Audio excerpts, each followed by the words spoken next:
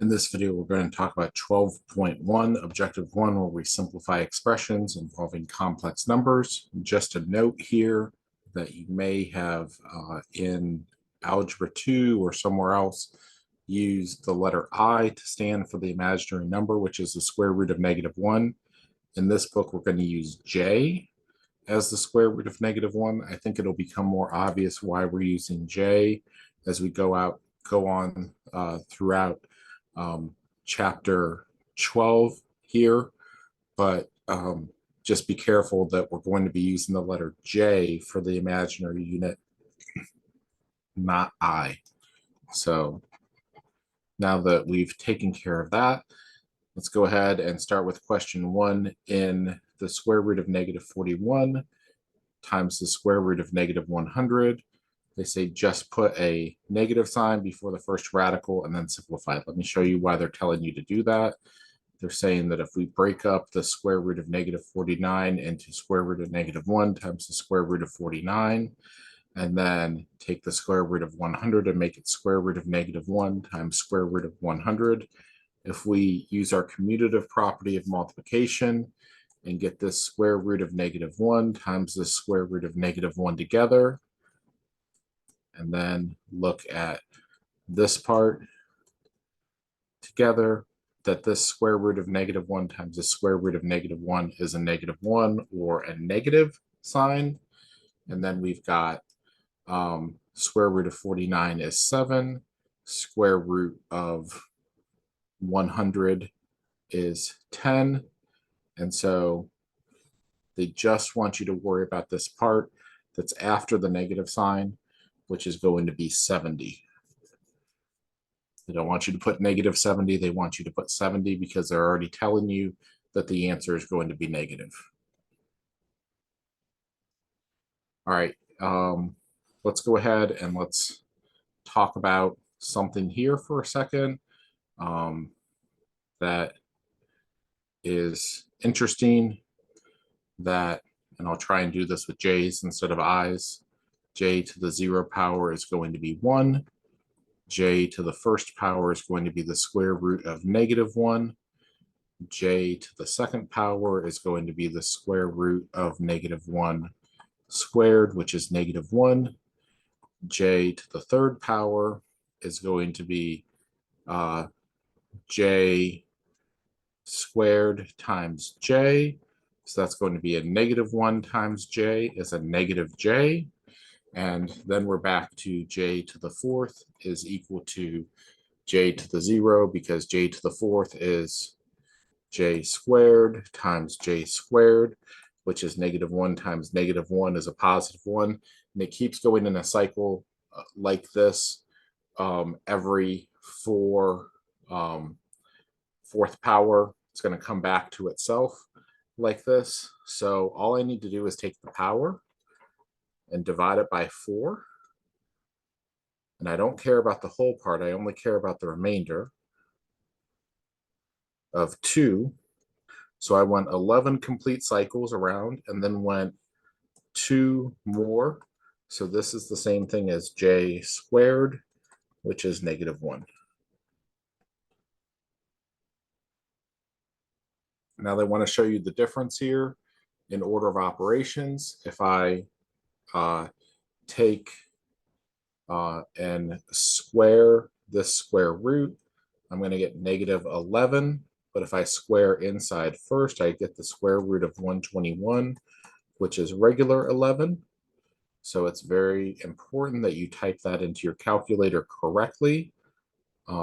Also, make sure if you're going to be using your calculator to work any of these problems, that you put it in complex mode. And your calculator probably is going to use the letter I to stand for the imaginary unit. Make sure you use the letter J. Okay, this first one is 7i. Sorry, there I go. 7j times 6j is going to be 42j squared is going to be -42. And then this one is going to be square root of, and I'm allowed to multiply any of the factors inside here first.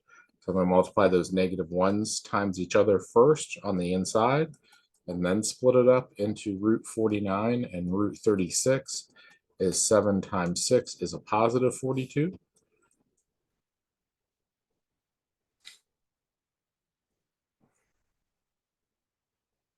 Now we're going to have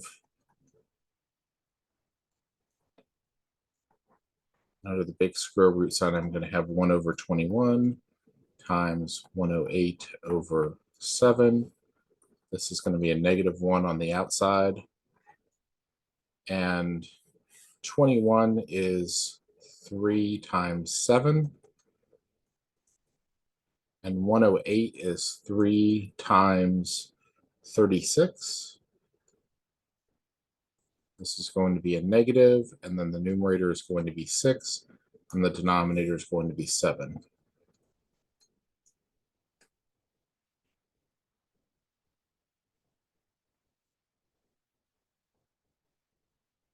Now let's simplify this, where we have negative, and then there's 3 negatives on the inside, so that's going to be j cubed.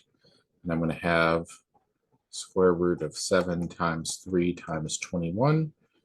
It's going to be negative j, and then square root of 21 times 21 is going to be 21 from here, and then negative j is going to be j.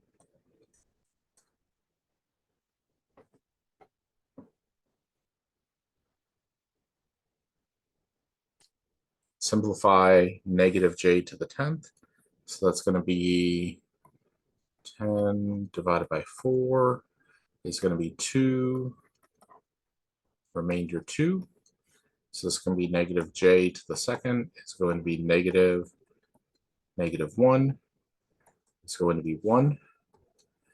And then if I have negative j to the 10th, sorry, like this, negative j to the 10th like this is going to be a negative 1 to the 10th times j to the 10th is going to be 1 times, and then j to the 10th we just figured out was the same as j squared, which is going to be 1 times negative 1 is going to be negative 1.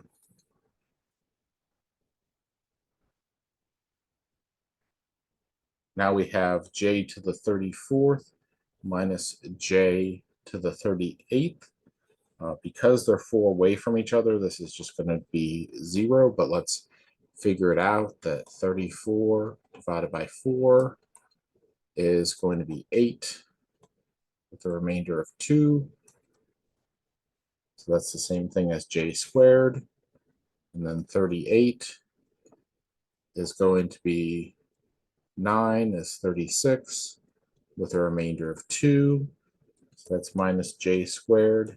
We can simplify more if we want to, but that's negative 1 minus a negative 1 is negative 1 plus 1 is 0. Any way you go about it, because these are 4 away from each other, it's going to be 0. We can simplify them down to show they have the same remainder and subtract and get 0. We can work it all the way out and show that we get 0. These are not 4 away from each other, so we're going to need to work this problem out. 31 divided by 4, 7, remainder 3. So this is the same as j to the 3rd. And then 29 divided by 4 is 7, remainder 1.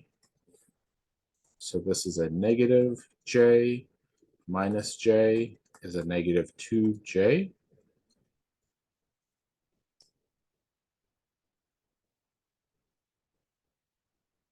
Now we want to evaluate these with negative exponents, and I didn't show you that before, but the same idea of as I increase the exponents, I went around my chart clockwise. I'm going to go counterclockwise here. So j to the 0, j to the 1st, j to the 2nd, j to the 3rd was like this. This is going to be j to the negative 1st, j to the negative 2nd, j to the negative 3rd, j to the negative 4th, and so on. So -4, -8, -12 is going to be the same thing as j to the 0 is 1. -8, -9, -10 is the same thing as j to the second is -1.